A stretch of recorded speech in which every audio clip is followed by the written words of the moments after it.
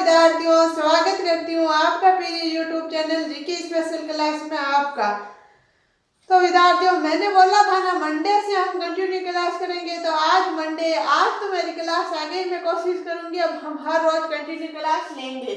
हमारे चल रहा है महाजनपद। क्या चल रहा है? महाजनपद। महाजनपद का समय है 600 ईसा पूर्व से 322 ईसा पूर्व। 600 ईसा पूर्व से 322 ईसा पूर्व इसका समय है। किसका? महाजनपद का। अब क्या है? गणतंत्रात्मक राज्य। गणतंत्रात्मक राज्य कौन से है? जैसे कि विद्यार्थियों, राजतंत्रात्मक राज्य तो होते ही हैं, साथ ही साथ गणतंत्रात्मक राज्य कौन से हैं? तो देखो, रीड डेविस ने साम्राज्य में राजतंत्र को चुनौती देते हुए बताया कि 6ठी शताब्दी ईसा पूर्व में भारत में राजतंत्रात्मक राज्यों के साथ साथ 10 गणतंत्रात्मक राज्य भी थे, जो कि निम्नलिखित है। ये 10 विद्यार्थियों गणतंत्रात्मक राज्य है। क्या है? राजतंत्रात्मक राज्य तो था ही विद्यार्थियों, उनके साथ ही साथ 10 ऐसे थे जो गणतंत्रात्मक राज्य थे। कौन से थे? तो गणतंत्र वंश। कौन सा वंश है? कौन सा राज्य है? कपिल वस्तु शाक्य वंश। सुषुमागिरी गणतंत्र है, तो मध्य बंग वंश। अलकप बुल्ली वंश। कशपुत कालामेवस वंश। पिपलीवन मौर्य वंश। कुशिनारा मल वंश। पावा मल वंश। रामग्राम कोलीय वंश। वैशाली लिच्छवी वंश। मिथिला विदे वंश। विद्यार्थी, इसमें समझाने वाली कोई बात है नहीं, इसमें सिर्फ यही है कि मैं बोल रही हूँ, लेकिन आप लिख लेना। मतलब ये गणतंत्रात्मक, ये 10 गणतंत्रात्मक है। प्रश्न ऐसे आएगा, निम्नलिखित में से कौन सा गणतंत्रात्मक राज्य नहीं है, कौन सा वंश नहीं है? तो इनमें से 3, एक किसी में से इनमें से दे देंगे, राजतंत्रात्मक राज्यों में से लेके। तो आपको याद यही रखना है, पूरे याद कर लेना। इसी के आगे नोट से विद्यार्थियों, अवदान शतक या आचार्य सूत्र नामक जैन ग्रंथों से भी 10 गणराज्यों की जानकारी मिलती है। किनसे मिलती है विद्यार्थियों? अवदान शतक या आचार्य सूत्र नामक जैन ग्रंथ है। इन दो नामों के जैन ग्रंथ है, जिनमें से भी 10 गणराज्यों की जानकारी मिलती है।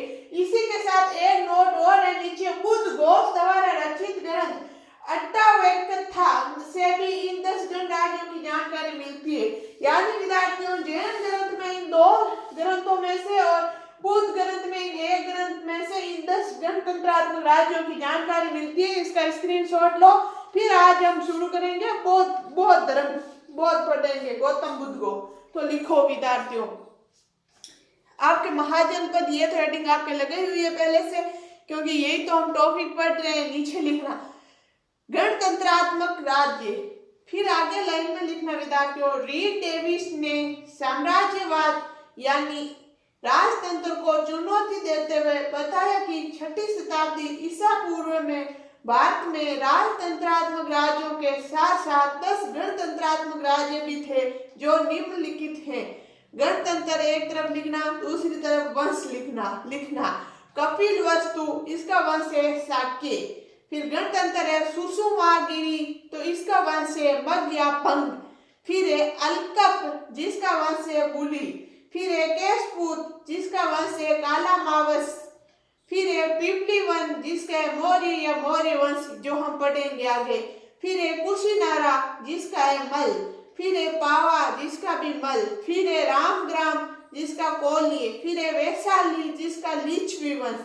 फिर है मिथिला, जिसका विदे वंश। ये विद्यार्थियों आगे हमारे जैसे जैसे टॉपिक आएगा आते जाएंगे, जो जो वंश हम पढ़ेंगे डिटेल से वो तो आपने पढ़ लिया होगा। इसके बाद में आपको नीचे ये लिखना है, क्योंकि मेरे तो जगह नहीं थी, ये यहाँ जगह बची हुई थी, तो मैंने यहाँ लिख दिया। आपको नीचे लिखना है, नोट्स लगा के लिखना, अवदान शतक या आचार गण सूत्र। अलग अलग है विद्यार्थियों ये दोनों। अवदान शतक या आचार्य गण सूत्र नामक जैन ग्रंथों से भी 10 गणराज्यों की जानकारी मिलती है। एक और नोट्स लगा के लिखना, बुद्ध घोष द्वारा रचित ग्रंथ अट्टावक्रथा से भी इन 10 गणराज्यों की जानकारी मिलती है। तो आपने विद्यार्थियों ये लिख लिया होगा या स्क्रीनशॉट ले लो, फिर हम आगे चलेंगे बौद्ध धर्म में। लिख लिया होगा, चलो अब विद्यार्थियों ये पूरा हटा रही हूँ, अब हम पढ़ेंगे बौद्ध धर्म। तो विद्यार्थियों ये था हमारे महाजनपद, जिनमें हमने अनेक प्रकार के जनपद पढ़े थे, महाजनपद पढ़े हैं विद्यार्थियों। अलग अलग कौन कौन से जनपद थे ये आपने पढ़ लिया। ये तो थे विद्यार्थियों इसकी थ्योरी लिखी थी, यानी कि इसकी डिटेल्स लिखी। अब हम पढ़ेंगे बौद्ध धर्म और जैन धर्म। विद्यार्थियों ज्यादातर टीचर आपको यहाँ से सीधा डायरेक्ट शुरू कर देते हैं महाजनपद, जैन धर्म बौद्ध धर्म, जैन धर्म बौद्ध धर्म, तो आपको कुछ समझ में नहीं आएगा। मैंने यहाँ से पूरा आपको एकदम डिट्ठो पढ़ाया, एक एक पॉइंट एक भी % बाहर नहीं जाएगा। आप पिछला पेपर देख लेना उठा के। अब हम पूरा पढ़ेंगे बौद्ध धर्म, उसको भी पूरा डिटेल से पढ़ेंगे। फिर पढ़ेंगे हम जैन धर्म। जैन धर्म और बौद्ध धर्म को साथ में नहीं लेंगे, हम दोनों अलग अलग पढ़ेंगे विद्यार्थियों। तो इसका आपने स्क्रीनशॉट ले लिया होगा, पढ़ लिया होगा। चलो आगे चल रहे हैं।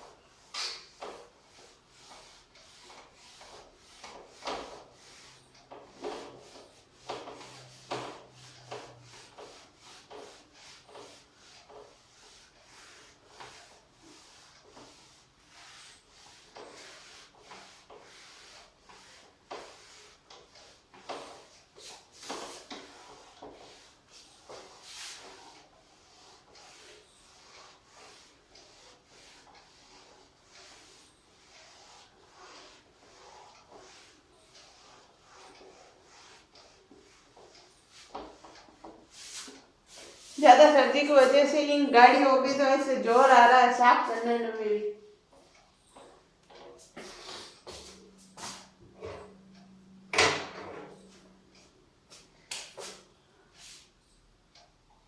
अब हेडिंग लगाना विद्यार्थियों।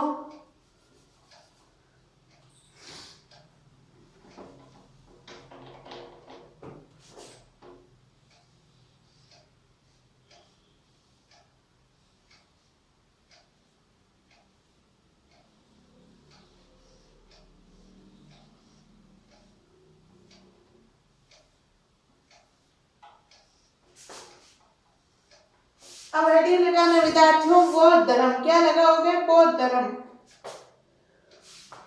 यहां से नहीं लिखेंगे, इसके समय हम नीचे लिखेंगे गौतम बुद्ध से।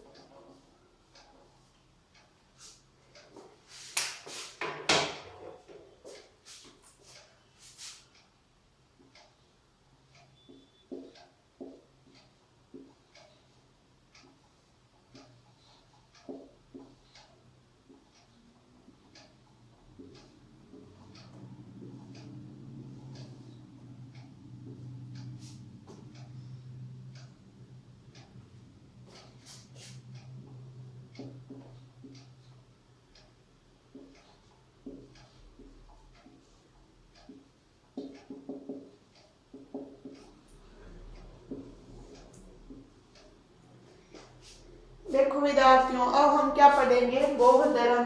बौद्ध धर्म में हम गौतम बुद्ध पढ़ेंगे, गौतम बुद्ध के माता पिता, ये सब हम पूरी इसकी डिटेल्स देखेंगे।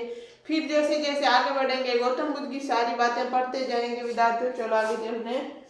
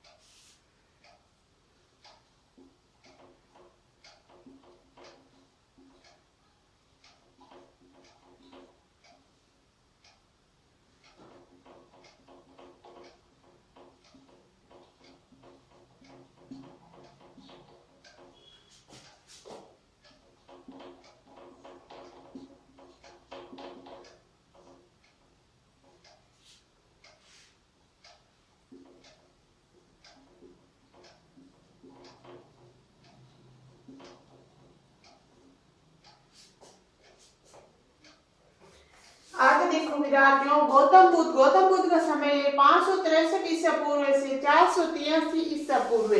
वास्तविक नाम गौतम बुद्ध का वास्तविक नाम क्या था? गौतम बुद्ध का वास्तविक यानी बचपन का नाम था सिद्धार्थ।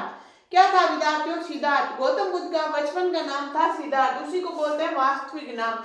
अन्य नाम क्या है? एशिया का ज्योतिपुंज या लाइट एशिया। एशिया का ज्योतिपुंज या लाइट एशिया किसका नाम है विद्यार्थियों? गौतम बुद्ध का अन्य नाम।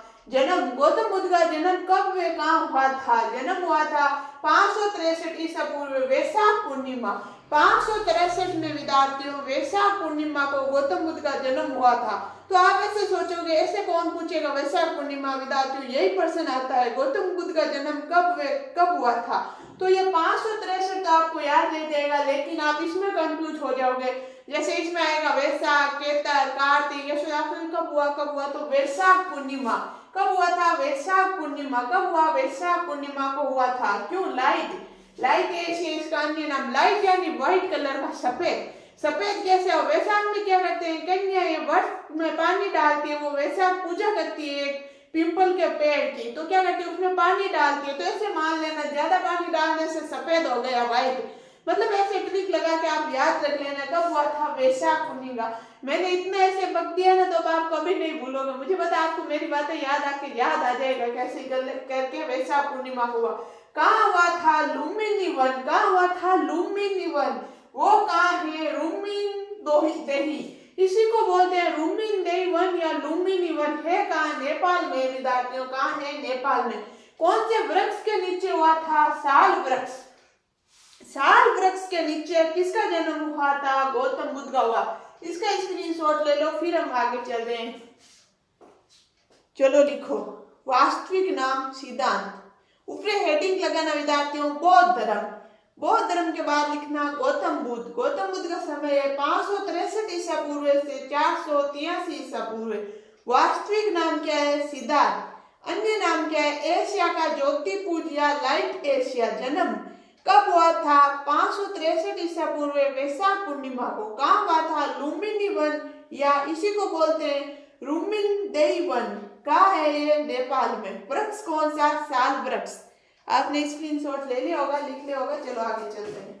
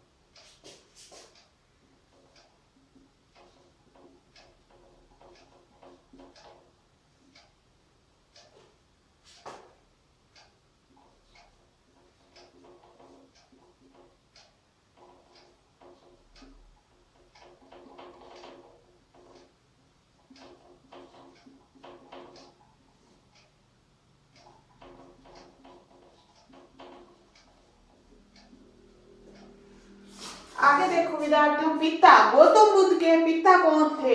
तो सुधोधन। गौतम बुद्ध के पिता का नाम क्या था विद्यार्थियों? सुधोधन था। सुधोधन कौन है?